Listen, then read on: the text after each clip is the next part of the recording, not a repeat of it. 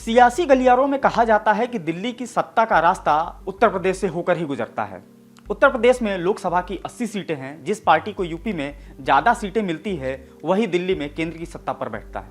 2014 और 2019 की लोकसभा चुनाव में भारतीय जनता पार्टी ने सर्वाधिक सीटें जीती और नरेंद्र मोदी लगातार दूसरी बार प्रधानमंत्री बने।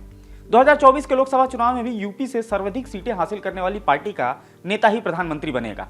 ऐसे में उत्तर प्रदेश के राजनीतिक दल बहुत ही फूंक फूंक कर अपने कदम रख रहे हैं, खास तौर पर कैंडिडेट सिलेक्शन को लेकर। जहां 2019 में सपा और बसपा साथ थे, वहीं इस बार सपा का गठबंधन कांग्रेस के साथ तो है, पर बसपा ने एकला चलो का फॉर्मूला अपनाया है।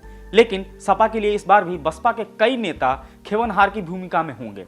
कैसे, वो हम आपको बताएंगे आज के इस एक्सप्लेनर में। नमस्कार, मेरा नाम है मार्तंड सिंह और आप देख रहे हैं डेली लाइन। लोकसभा चुनाव के पहले चरण की वोटिंग हो चुकी है। वेस्ट यूपी की 8 सीटों पर भी पहले चरण में वोट डाले गए।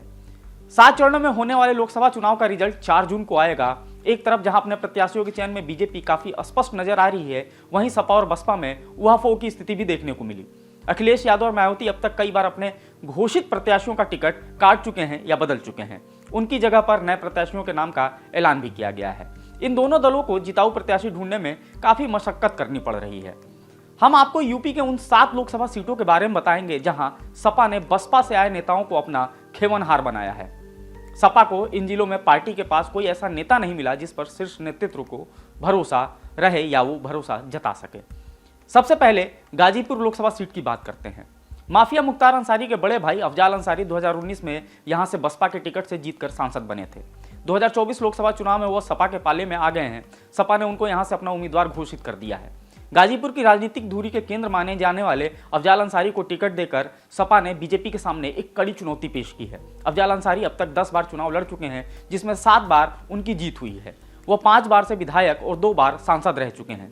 2019 में बसपा के टिकट से चुनाव मैदान में उतरे अफजाल अंसारी ने तत्कालीन रेल राज्य मंत्री मनोज सिन्हा को हराकर खलबली मचा दी थी।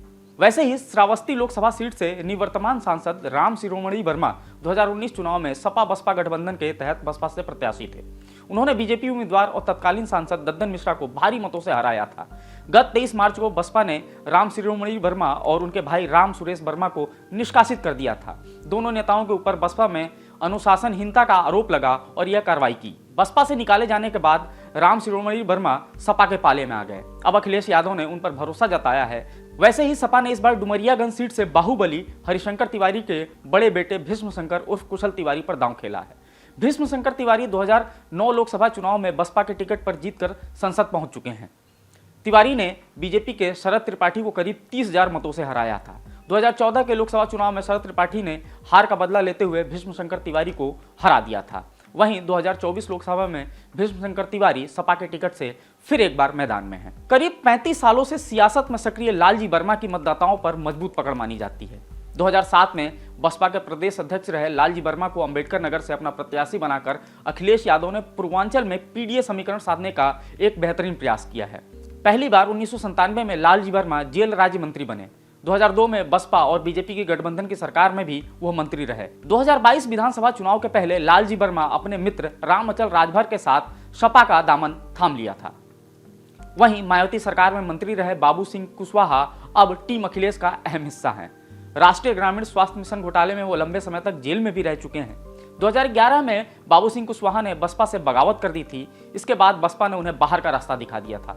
एक समय था जब मायावती सरकार में बाबू सिंह कुशवाहा की तूती बोला करती थी। 1997 में पहली बार बसपा ने उन्हें विधान परिषद सदस्य बनाया। 2003 में जब बसपा की सरकार बनी तो कुशवाहा को पंचायती राज मंत्री बनाया गया। 2016 में कुशवाहा ने अपनी जन अधिकार पार्टी भी बनाई थी। 2014 में बाबू सिंह कुशवाहा की पत्नी शिवकन्या सपा के टिकट से गाजीपुर से चुनाव लड़ी थी, पर उन्हें मनोज सिन्हा ने 32,000 वोटों से हरा दिया था। वहीं बसपा सरकार में 2 बार मंत्री रह चुके आर.के. चौधरी को सपा ने मोहनलालगंज लोकसभा सीट से टिकट दिया है। फैजाबाद में जन्मे आर.के. चौधरी ने अपने राजनीतिक सफर की शुरुआत बहुजन समाज पार्टी से की थी। वह इसके संस्थापक सदस्य भी थे। इसके साथ ही वो काशीराम के बेहद करीबी भी रहे हैं। वो मोहनलालगंज सीट से 3 बार लोकसभा चुनाव में अपनी किस्मत आजमा चुके हैं। हालांकि तीनों बार उन्हें हार का मुंह देखना पड़ा। 2019 में वो मायावती के साथ मनमुटाव के चलते कांग्रेस में शामिल हो गए और लोकसभा चुनाव लड़ा। उसके बाद उन्होंने अखिलेश यादव की साइकिल पर सवार होने का फैसला किया और समाजवादी पार्टी में शामिल हो गए और इस बार समाजवादी पार्टी ने मोहनलालगंज से उनको अपना प्रत्याशी बनाया है। सलेमपुर की बात करें तो सपा ने सलेमपुर सीट से पूर्व सांसद और पार्टी के राष्ट्रीय महासचिव रहे वरिष्ठ नेता रामशंकर राजभर को अपना प्रत्याशी बनाया है। राजभर 2009 में बसपा से सांसद चुने गए थे। 2017 में वो बसपा छोड़कर सपा में शामिल हो गए थे। 2009 में राजभर ने तत्कालीन सांसद हरिकेवल प्रसाद को हराया था। इससे पहले 2004 के चुनाव में भी रामशंकर राजभर बसपा के टिकट से सलेमपुर में चुनाव लड़े थे, पर बीजेपी के हरिकेवल प्रसाद ने उन्हें हरा दिया था। 2024 के चुनाव में रामशंकर राजभर का मुकाबला हरिकेवल प्रसाद के पुत्र और वर्तमान बीजेपी सांसद रविंद्र कुशवाहा से है।